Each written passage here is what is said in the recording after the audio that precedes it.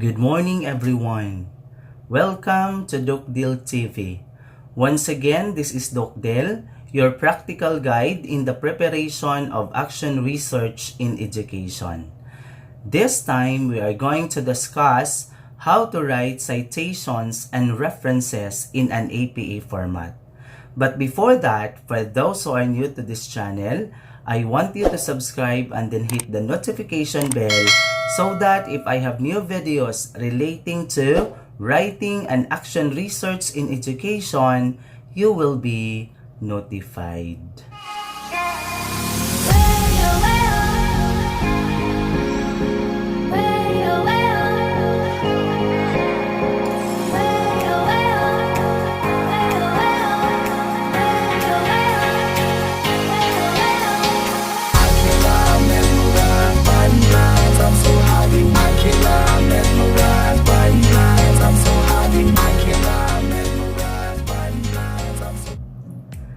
This time, another topic will be discussed. But before that, let us try to recapitulate of what has been discussed last meeting. So last meeting, we discussed the introduction of action research. So from there, we discussed the nature of action research. We also discussed the legal basis. And we also provide definitions from different experts when we talk about action research. And another thing that we discussed last meeting, we also discussed the template of action research based on the Basic Education Research Fund. This time, let us try to proceed on the focus of this discussion.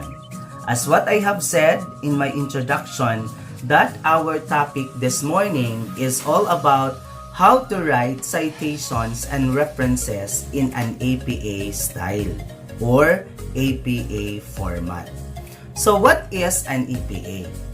What is an APA? So APA stands for American Psychological Association. This style uses brief citations within the text of a paper when referring to a source. The brief citation give the author or authors and year of the source in parentheses, allowing readers to locate the full citation in your reference list at the end of your paper. So, based from this definition of what is an APA, let us try to concentrate on the three elements in writing an APA format. First is the parentheses.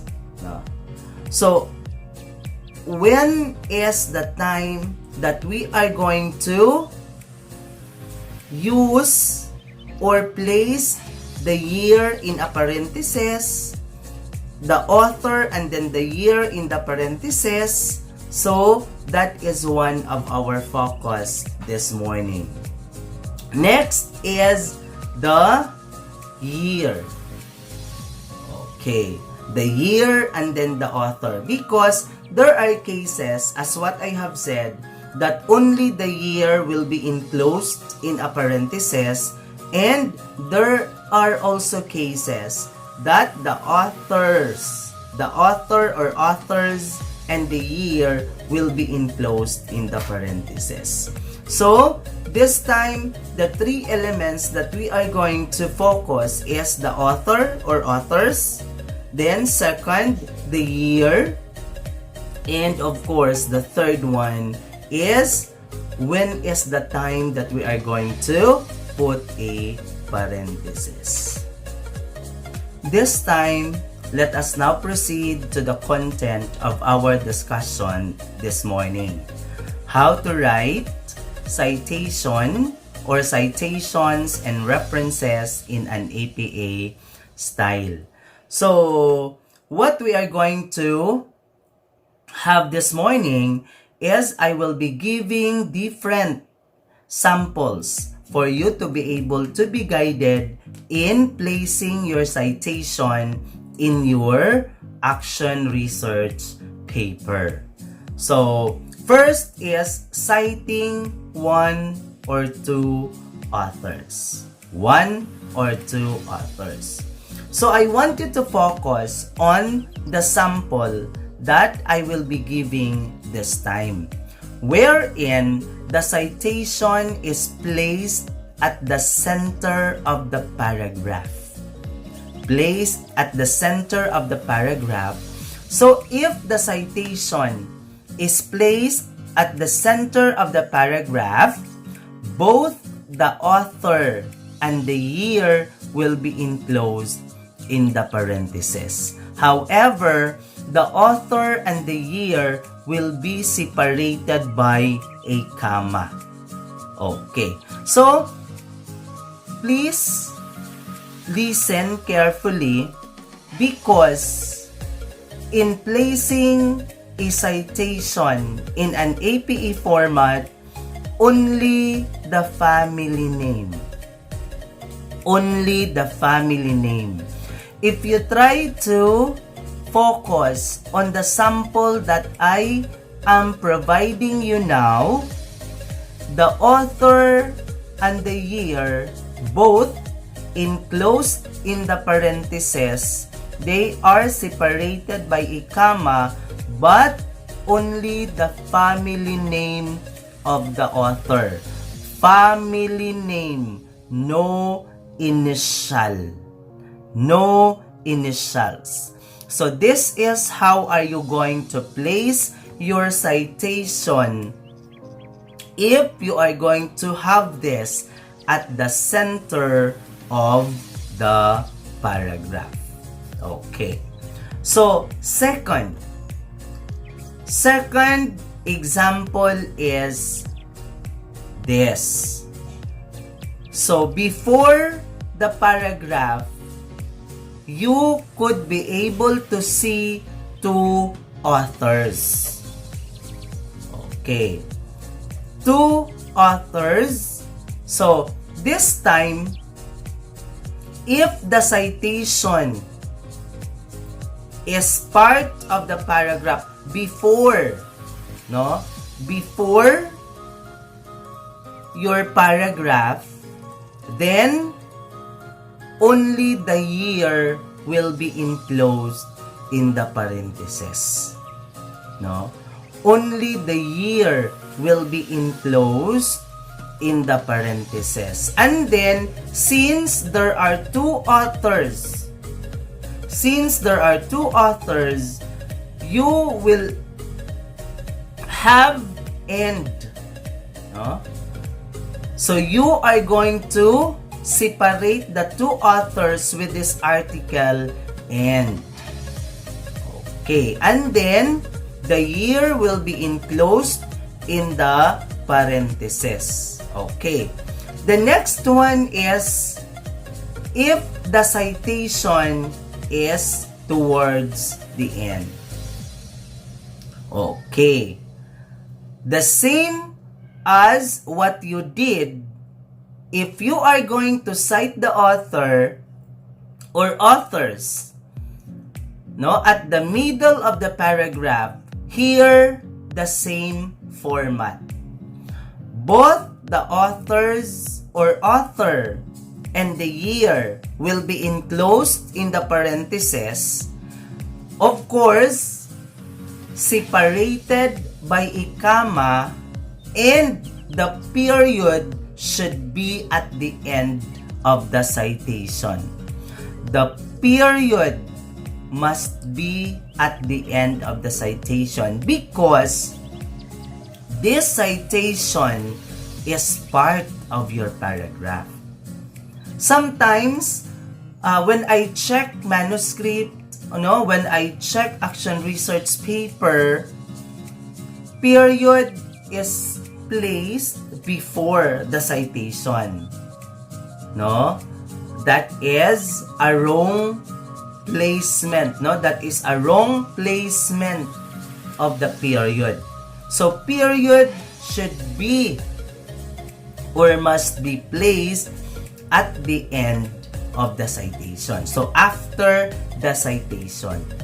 So, that is now the way on how are you going to place your citation before, at the middle, or at the end of the paragraph. Next is citing sources with 3 to 5 authors or more. Citing sources with 3 to 5 authors or more. So this time, this is the time that you are going to use it al. Okay.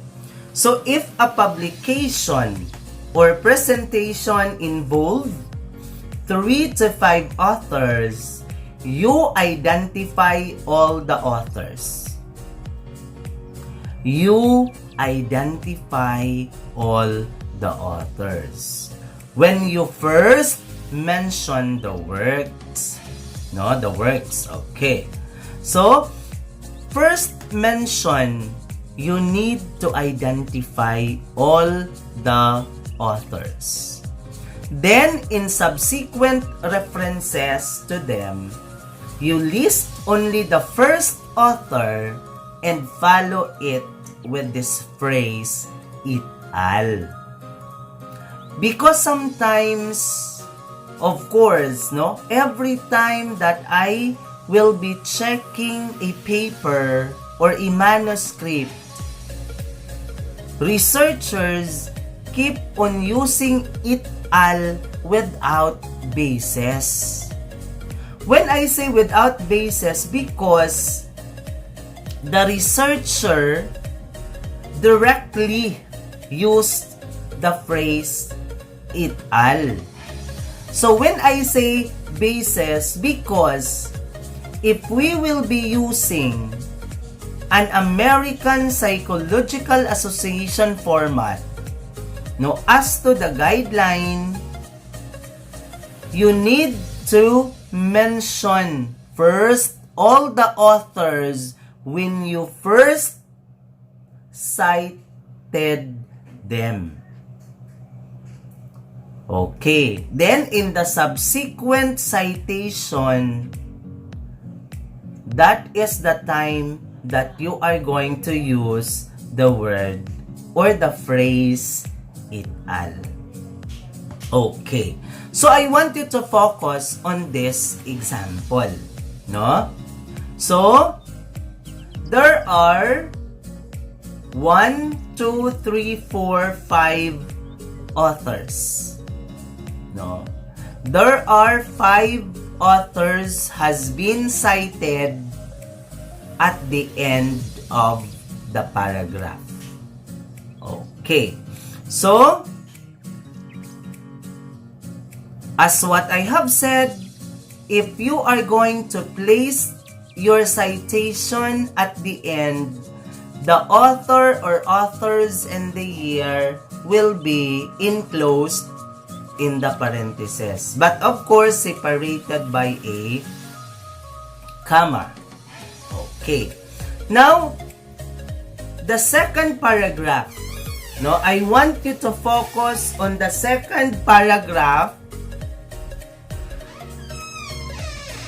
This is now the time that it al has been used. This is now the time that it al has been used. So, meaning to say, if you cited first, no, these authors, copy all the authors. In the subsequent citation, because you still have idea from them that you included in your manuscript, in the second citation or in succeeding citation, it al will be used. But another thing that I want you to focus here.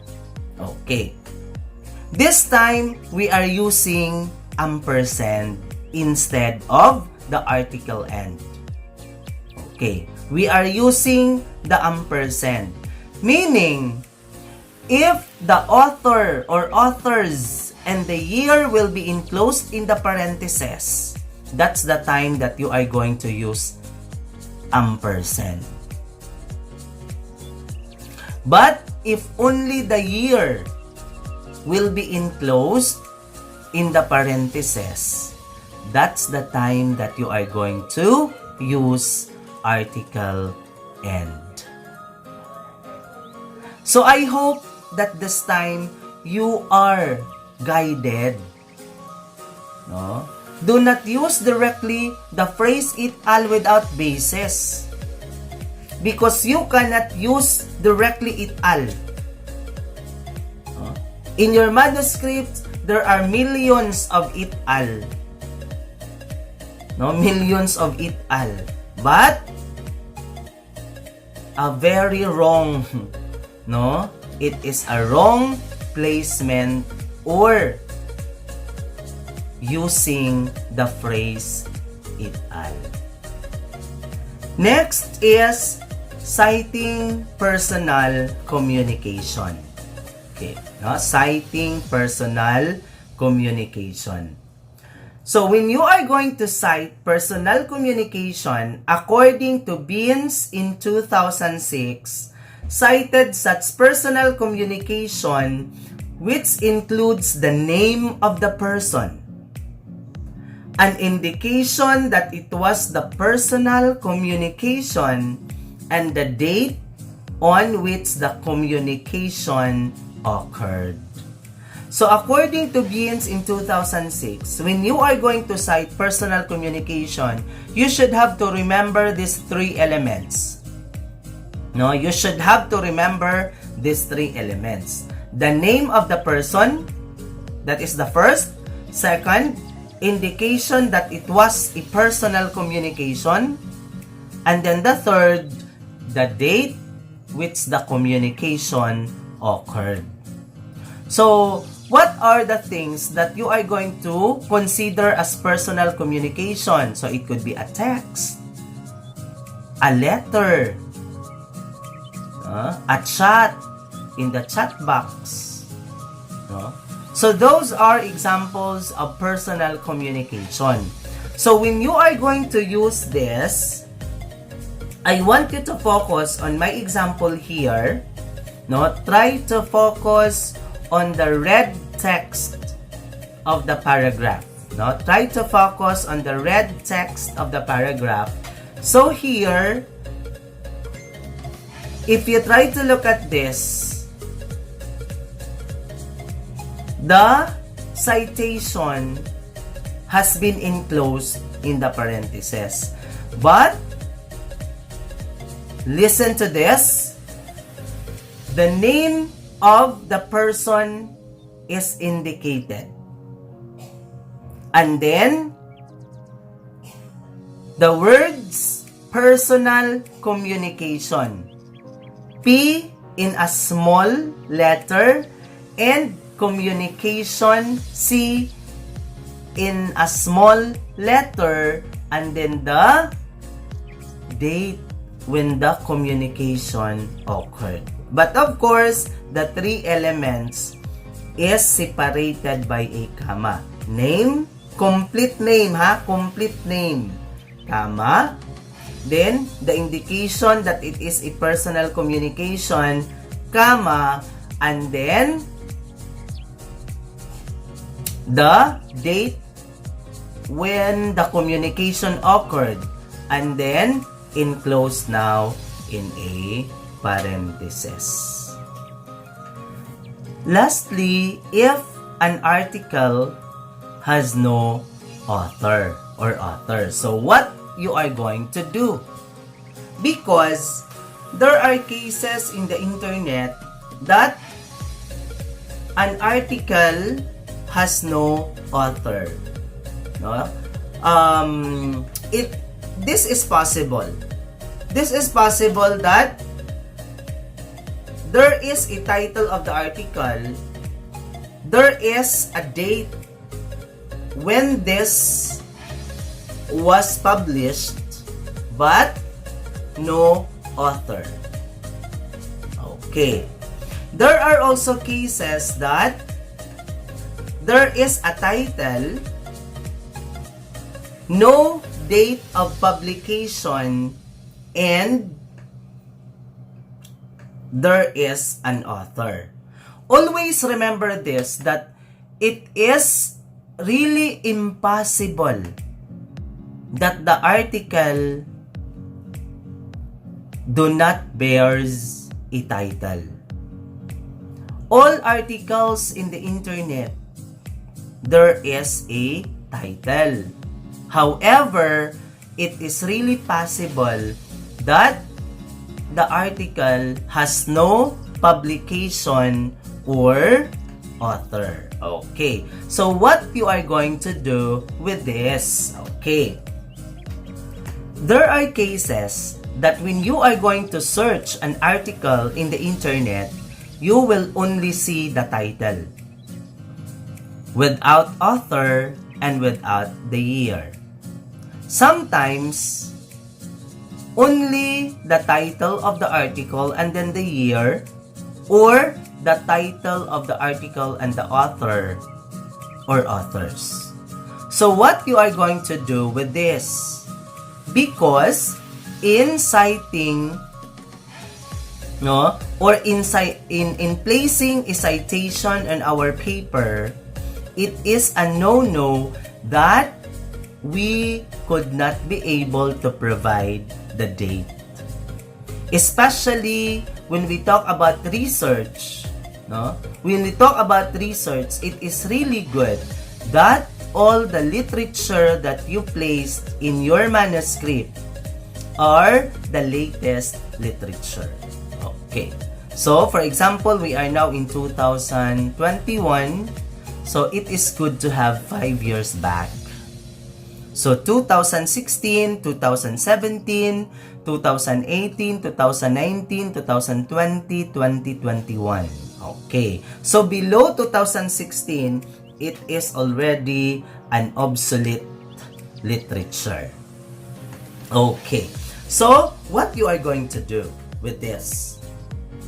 So, there is a title, but no author or authors. There is a title, no authors, but there is a year. And there is a title, there is a year of publication, but no author. So what you are going to do is this. Use the first few words of the title instead. Use the first few words. Few words. Do not copy the whole title. Within parentheses, use quotation marks around the title of an article. Okay. So, within parentheses, use a quotation marks around the title of an article. So, it could be an article. It could be a chapter of the book. It could be a web page. So, you can use the title of the book, or the title of the chapter, or the web page, but you should have to use a quotation marks. Then, next is italicize the name of the journal. Okay. So, the one that you copied, the few words that you copied from, you have to italicize that. And then, comma, and then the year. Okay. So, the italicized few words copied from the title, italicized few words copied from the title, and then the quotation marks around the title, and then comma, and then the year, and then enclosed in the parentheses. Or, It could be no quotation marks, but you should have to enclose in the parentheses and then italicize the few words that you copied from, and then comma, and then the year. So that is how are you going to do. That is the right way of doing things in citation if only the title without author or vice versa. Because it is impossible that an article in the internet, no? It is impossible that an article in the internet has no title. Always there is a title, but it is possible without date of publication and the author. Okay. So those are the things that we have to know this morning. Those are the things that we have to know this morning. As what I have said, we will be only talking here the basic. Okay, basic. Or the basics of writing and action research. So, what are the things that we discussed this morning? We discussed how to cite 1 or 2 authors, 3 to 5 or more authors, and then if the publication without author. Okay. As well as how to cite personal communication.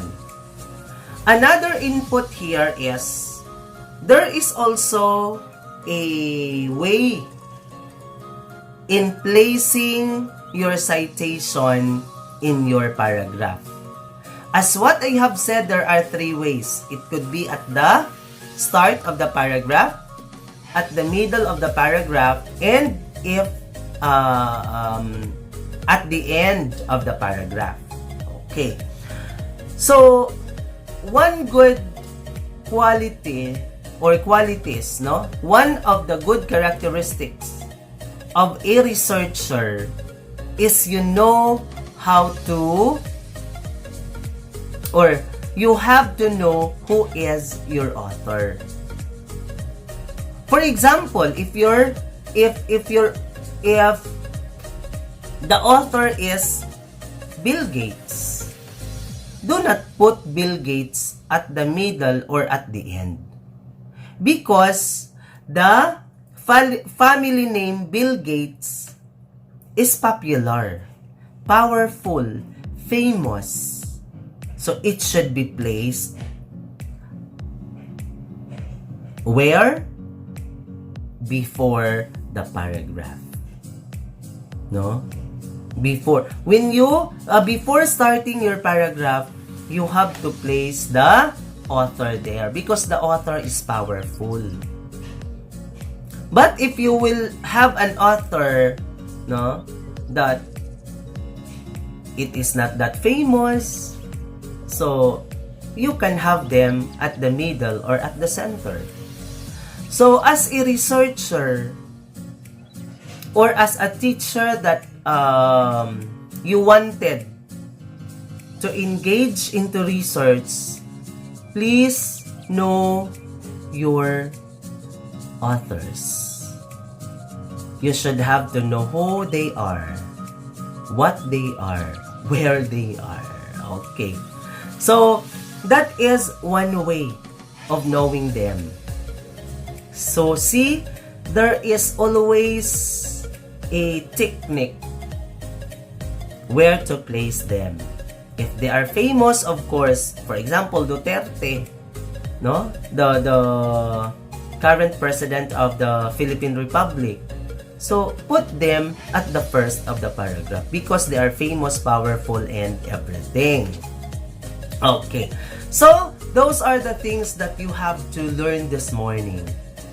And I hope that you are now guided, no? So, I will not be talking everything because I am only giving the simplest way, no? I am only giving the simplest technique and the right way of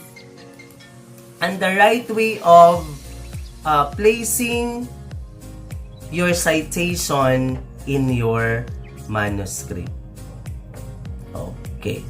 So, up next is a discussion on how to formulate action research title. That will be our concern next meeting, how to formulate action research title. So we are done with the introduction. We are done with the citation in an APA style. So up next is how to formulate action research title. May it be an action research, may it be a basic research, and may it be an experimental research. Thank you so much for watching. God bless. Bye-bye and stay safe always.